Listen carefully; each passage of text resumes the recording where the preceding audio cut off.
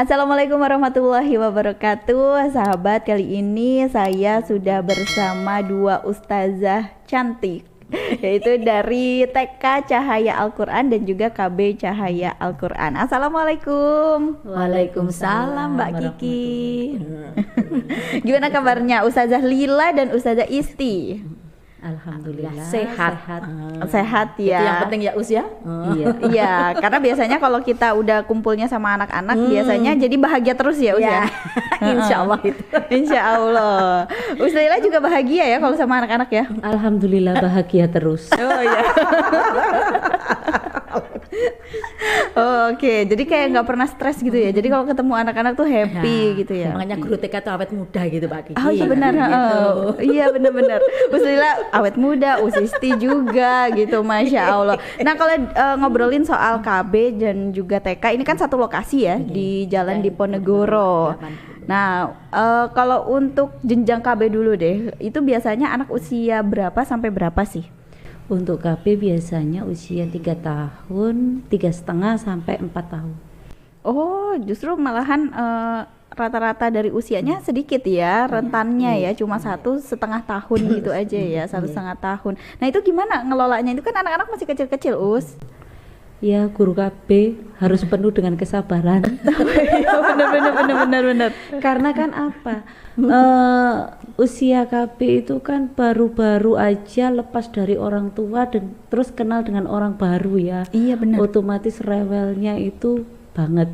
Oh, ya. oke. Kecuali anak yang sudah bisa mandiri, yang biasa ditinggal orang tuanya bekerja, itu yang agak enak sih. Tapi kalau orang tuanya bekerja terus tinggal di rumah sama nenek, itu yang agak susah. Pasti nyariin neneknya gitu ya. Neneknya agak nggak tega sama cucunya. Oh, justru malah neneknya itu yang tidak tega. Oh, oke. Itu Biasanya pengalamannya. iya. Nenek sama cucu kan lebih sayang kayaknya Mbak. Iya benar. Bahkan nenek sama anaknya aja mungkin kurang, tapi Iya. kalau ke cucunya, iya nggak bisa benar. ini. Iya benar. Itu kalau misalkan rewel di awal-awal masuk itu pasti ya. Itu penanganannya gimana Us di sana? Soalnya kan anak-anak kan kadang suka tarik-tarikan sama orang tuanya. Kalau dari kita sendiri sih dari dulu kita sudah berkomitmen kalau awal masuk sekolah orang tua boleh nunggui 1 minggu. Oh, oke. Jadi nanti nangis nggak nangis terserah ustadzah. Kecuali orang tua yang istilahnya yang nggak tega baru boleh nambah hari paling enggak 1 bulan. Oh, Baru gitu. boleh ditinggal. Jadi ada masanya ya, nggak setiap nggak selamanya gitu maksudnya, nggak selamanya boleh ditungguin. Iya. Nah kalau untuk anaknya sendiri kira-kira butuh adaptasi berapa lama dengan teman-temannya kalau usia KB itu? Kalau anak-anak itu sih muda ya, muda saya kira itu muda. Cuman rewelnya itu paling lama itu 1 bulan baru bisa istilahnya pisah dari orang tua itu yang perlu ya, yang awalnya itu pisah dari orang tua itu yang pertama. Nanti setelah pisah dari orang tua baru anaknya bisa langsung menikmati sudah di dalam kelas itu menikmati oh ini temanku, oh ini ustadzahku, baru bisa mengerti seperti itu. Kalau orang tuanya masih ragu dan tidak percaya sama ustadzahnya, ya anaknya rewel terus meskipun dalam kelas tuh rewel terus. Jadi sebenarnya sebagai orang tua pun kita harus merelakan gitu ya anak kita titipin dulu di sekolah gitu, kita kasih dulu sama ustazahnya gitu ya. Nah kalau Ustazah Isti nih selaku kepala sekolah TK. Jadi TK ini kan jenjangnya sudah agak lebih besar lagi gitu ya. Masih ada yang rewel apa enggak sih? Pasti Mbak Kiki, namanya anak dengan lingkungan baru, dengan sifat anak itu yang unik ya. Jadi anak ada yang ibaratnya dia suka apa Mbak Kiki, lari ke sana kemari, dia emosional, suka ngambekan, suka ini bener-bener kita adopt itu. Tapi insya Allah dengan kesabaran Ustadzah seperti Ustadzah Lila bilang tadi, semua teratasi, innallaha ma'as-sabirin ya. Iya benar-benar. Tapi lebih baik menangani anak TK daripada KB. Bener Ustazah Lila tadi, soalnya KB anak baru ibaratnya keluar rumah ya. Jadi didekatkan dengan lingkungan luar barusan. Kalau TK kan dia sudah dari KB, dia udah adaptasi, tinggal kita memolesnya. Makanya KB dinamakan prasekolah kalau sekolahnya di TK itu. Oh gitu. Formalnya itu di TK. Jadi mulai kita bimbing untuk pembentukan karakternya, pengenalan konsep-konsep untuk pembekalan dia di SD nantinya. Gitu. Kalau TK nggak begitu, ini tetap seperti Ustazah Lila bilang tadi, adaptasi 1 minggu kalau TK. Jadi kalau rewel nggak rewel, anak orang tua harus kita approach bener sama orang tua, harus bener-bener bisa nggak batek. Katanya kalau di batek ibu itu kan anak rewel nggih, biasanya gitu lah itu biar dibatin ya. Biar ibaratnya jadi kalau saya bilang waktu jenengan mengantar itu wes ibaratnya itu udah anak kita. Iya benar. Udah anak kita. Jadi tolong relakan ya Bun, dah bilang gitu misalnya kayak gitu kalau awal-awal tuh gitu. Tapi alhamdulillah cuma 1-2 lah yang biasanya rewel kalau TK. Kalau KB mungkin sebagian besar. Kalau saya lihat anak-anak KB tuh ya kadang ini kasihan Ustazah, waduh udah nangis semuanya. Kalau TK-nya banget ekstra. Awal baru Mbak Kiki kepala KB-nya bedanya besar, jadi perlu gendong itu. Oh iya, sampai gendong-gendong juga ya. Kalau sampai meronta-meronta anak kan gitu. Oh gitu. Masya Allah. Tantangannya berbeda. Kalau KB itu mungkin untuk meredam anak yang rewel itu, kalau TK itu Mbak nanti ke pembentukan karakter yang lebih ini nanti karakter. Itu yang lebih ke titik poinnya di situ. Kalau tadi disebutkan kalau KB ini adalah prasekolah gitu ya usia. Nah, terus kalau yang diajarkan ataupun juga kegiatan di KB itu apa saja? Untuk kegiatan yang di KB itu biasanya anak itu awal-awal masuk itu cuman pengenalan memegang pensil. Oh gitu. Nah, cara memegang pensil yang baik, terus mengenal warna gitu, bentuk-bentuk geometri, huruf, angka, seperti itu aja. Karena ini TK Cahaya Al-Quran, otomatis diajarin untuk basicnya mengenal Al-Quran gitu ya. Nah kalau untuk pengenalan dari awal itu seperti apa? Ya kita mengenal sholat 5 waktu, sholat duha itu setiap hari, terus doa-doa pendek, hadis, surat-surat pendek itu. Oh jadi sebenarnya di KB ini pun juga sudah mulai hafalan ya? Iya. Oh oke. Terus nanti dilanjutkan di TK. Surat-suratnya TK itu langsung terus gitu. ke TK. Gitu. Oke. Kalau dari KB sendiri ada target hafalan nggak untuk masuk ke TK nih? Misalkan ke TK ini harus udah sampai An-Nasr misal gitu. Iya. Oh oke. Seperti itu. Ada targetnya juga. Ada targetnya juga. Oh ada targetnya Tapi juga. kan kalau misalnya anaknya nggak sesuai target kan nanti ustadzah yang TK itu yang ngejar ngejar ya, gitu Kak, biasanya kita ngejar.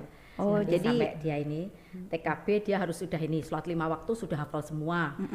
Hafalan sampai sholat keberapa sudah kita tetapkan, kita ada muatan lokalnya Mbak di kurikulum kita kan. Gitu. Seperti itu. Iya. Nah untuk kurikulum TK sendiri seperti apa Us? Ini kita dari kemarin kan kurikulum 13 ini kita proses ke IKM, implementasi kurikulum merdeka. Ya, bagaimanapun bukan kan biasanya bilang ganti menteri, ganti presiden, ganti kurikulum. Sebenarnya enggak sih. Ini sesuai dengan kondisi zaman. Jadi anak sekarang apalagi dengan era globalisasi kayak gini, Mbak, kalau kita tetap dengan stagnan di kurikulum yang lama, kita nggak akan maju, ya kan? Jadi itu ibaratnya kalau kita step by step tuh mengikuti perkembangan zaman. Taruhlah kayak sepeda motor pun kan nanti ada yang dulu pakai starter, sekarang starter otomatis lah kayak gitu kayak gitulah. Kurikulum bongkar pasangnya tuh kayak gitu. Tapi sebenarnya intinya sama aja ya. Kita kalau IKM ini malah TK harusnya lebih lama mendalami soalnya tema. Kalau mungkin di SMP, SMA agak kepontal-pontal ya. Kalau di TK sendiri kita kan sudah tema pembelajarannya. Oh gitu. Jadi udah seperti kurikulum merdeka nih kok. Gitu. Oh seperti itu. Iya. Jadi itu sebenarnya lebih mempermudah juga ya untuk para ustazah ini untuk membimbing anak-anaknya. Udah terbiasa sebenarnya ustazah, tapi mereka masih ini perlu pendalaman. Perlu pendalaman lagi terus tanda petik apa sih yang Merdekanya tuh sampai di mana lah itu. Iya, itu. Kadang memang bagi wali murid nih yang wali muridnya bukan guru gitu kan. Masih awam ya. Masih awam. Ini IKM merdeka, anak-anak suruh merdekanya seperti apa gitu. Nah, kalau dari Ustazah Lila dan juga Ustazah Isti ini menerapkan sistem merdeka untuk anak-anak didiknya itu seperti apa? Kalau di TK terutama ya Mbak ya, kalau di TK itu memang kan dulu kan kita sentra, itu kita ada pijakan main scaffolding itu kan sentra. Jadi kita sudah menentukan temanya apa ini, taruhlah tema diri sendiri dan itu panca indera subtemanya. Jadi kita udah kan, taruhlah mata ya, nanti udah dikasih taruhlah gambar mata, fungsi mata, bentuk mata itu udah ini. Lah ini kalau kurikulum merdeka itu lebih membebaskan anak untuk dia nanti memperoleh pengalaman dan mengeksplor dan pembelajarannya jadi bermakna. Ya tetap tentang mata itu, tapi nanti dia harus literasinya, dia harus main, taruhlah dia menceritakan mataku ada ini ngoten niku, ada taruhlah warna-warna mata yang orang luar itu matanya. Jadi kita bebas kan udah dia mencari taruhlah referensi atau ustadzah, makanya IT ustadzah harus canggih di sini ya. Soalnya harus memang era globalisasi, bagaimanapun anak harus memang lihat gadget, tapi walaupun kita batasi, tapi untuk sekedar ibaratnya pengalaman dia explore aja.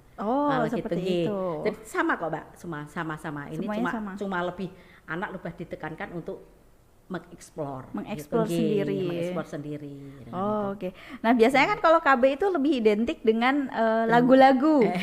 Iya, maksudnya kayak kita mengenalkan diri sendiri aja ada lagunya. Aku diriku sendiri. Tapi kan kayak gitu ya. Di situ nggak seberapa sih. Oh, nggak seberapa ya. Jadi lebihnya kemana itu, Us? Ya ke ngajinya. Ke ngajinya. Namanya cahaya Al-Qur'an ya, Us. Oh iya benar. Jadi kalau dulu nggak seberapa sih kalau masalah lagu-lagu.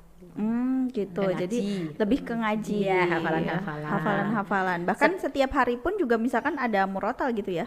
Iya, kita ini kan. Intinya kan di situ cahaya Al-Qur'an. Jadi menyinari setiap sendi anak-anak yang tumbuh kembang di cahaya Al-Qur'an itu. Masya Allah. Jadi ibaratnya dengan ayat Al-Qur'an itu benar-benar bisa tertanam di jiwa mereka. Oke. Nah, kalau dari KB ini kebanyakan larinya pasti ke TK cahaya Al-Qur'an juga gitu ya, Us ya.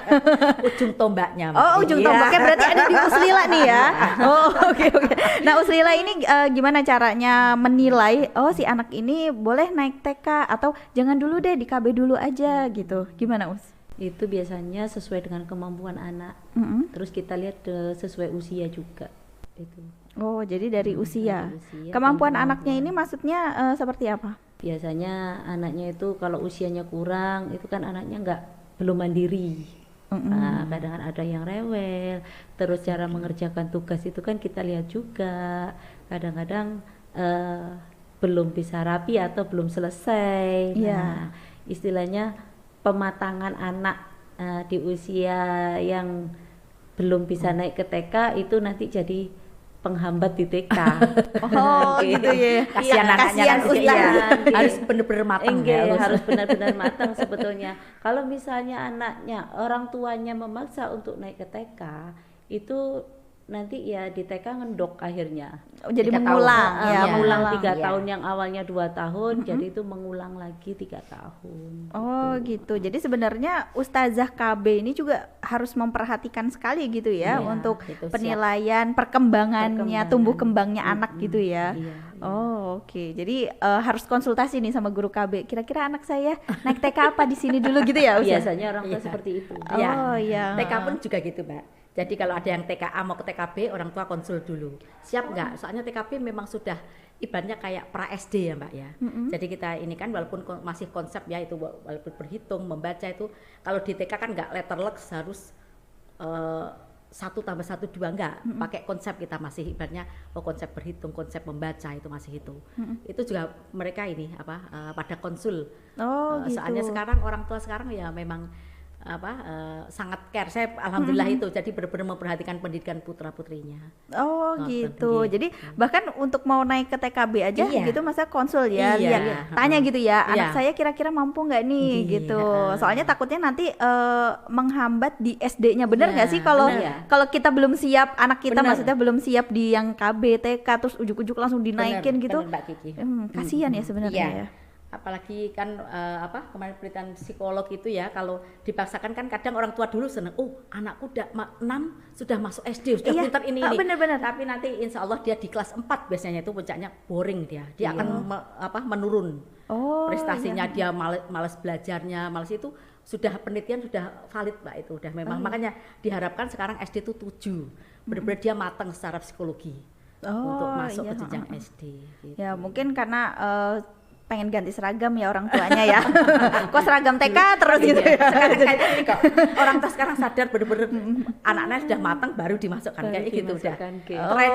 Trennya gitu ya. Oh, alhamdulillah. Berarti wali santri di TK Cahaya Al-Qur'an di KB juga itu semuanya sering konsultasi gitu ya. Alhamdulillah. Kan kita ada rapat semester itu 3 bulan sekali. Oh, 3 bulan sekali. Itu sudah konsultasi. Oh, iya. Setahu saya kan per semester ya, per 6 bulan ya. Tapi kalau di KB ini 3 bulan. Jadi dilihat perkembangannya per 3 bulan ini ya usia. Biasanya apa sih yang dikeluhin kalau Ustazah TK ini KB? Biasanya itu tingkah laku anak-anak yang di rumah sama di sekolah. Itu kan beda. Terkadang di rumah yang pendiam, di sekolah yang berani. Di sekolah yang pendiam, di rumah yang berani.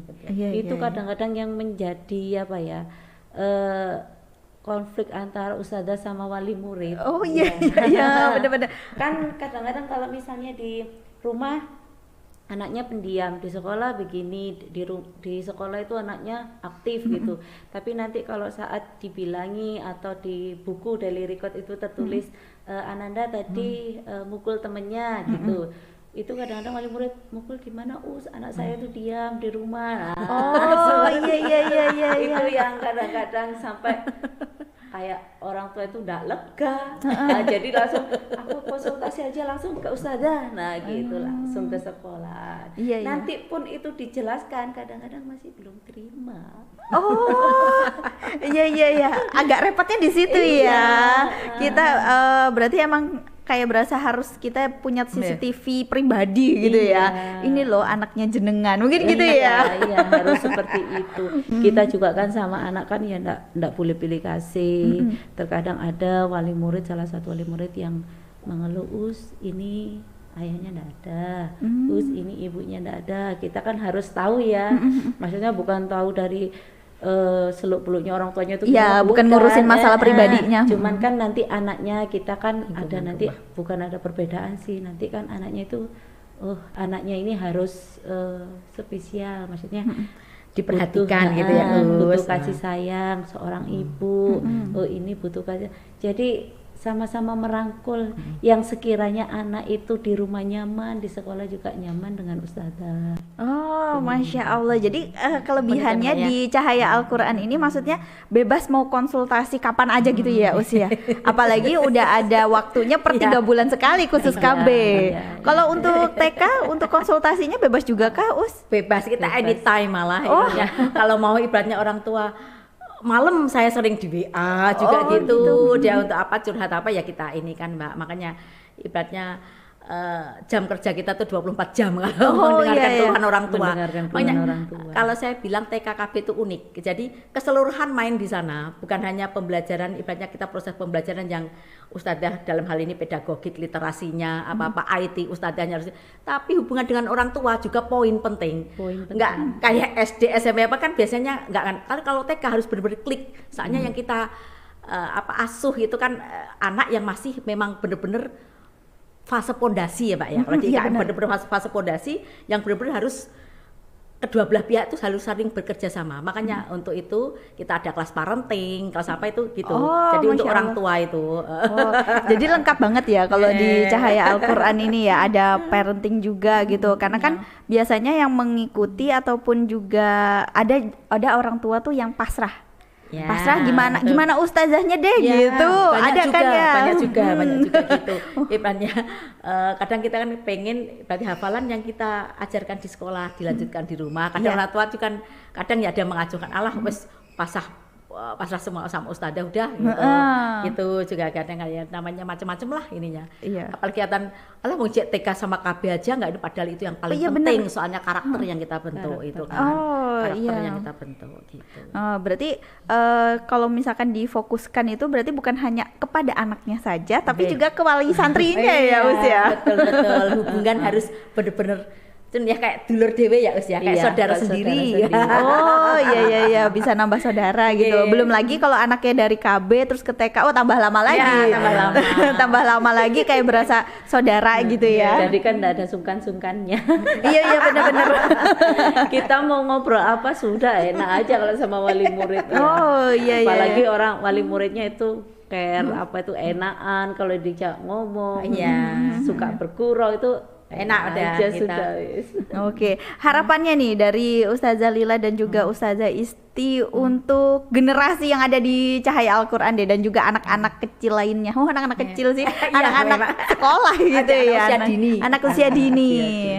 Ya harapannya mungkin dari segi ini ya Mbak ya, segi agama kita paling poin penting itu kan segi agama. Ibaratnya anak-anak nanti dari Cahaya Al-Qur'an itu bisa selain pinter dia harus berbekal akhlakul karimah, itu yang penting ya Mbak ya, kejujuran itu yang paling penting.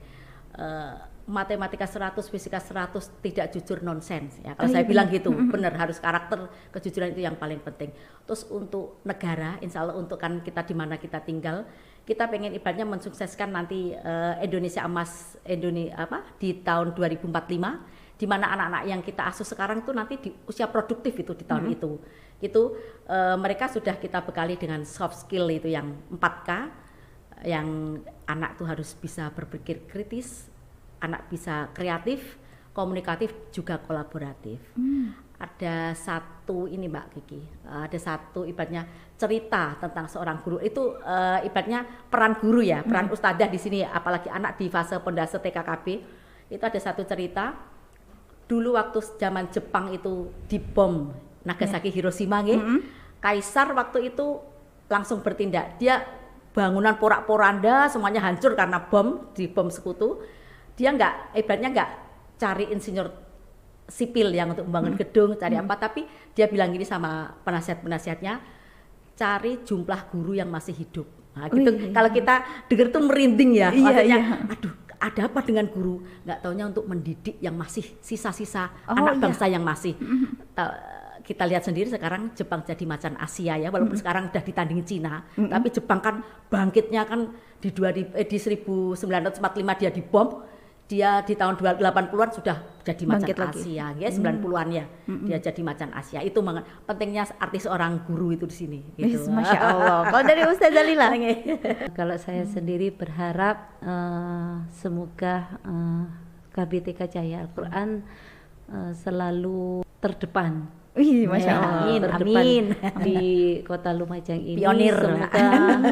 Semoga menjadi yang terbaik di mata masyarakat Lumajang. Amin. Ini alhamdulillah terbukti dengan TK-nya ya. TK sekarang kalau KB memang tumplek blok langsung ke TK Mbak Kiki. Ini sampai TK itu kemarin kita close sudah ya, pendaftaran di awal Februari.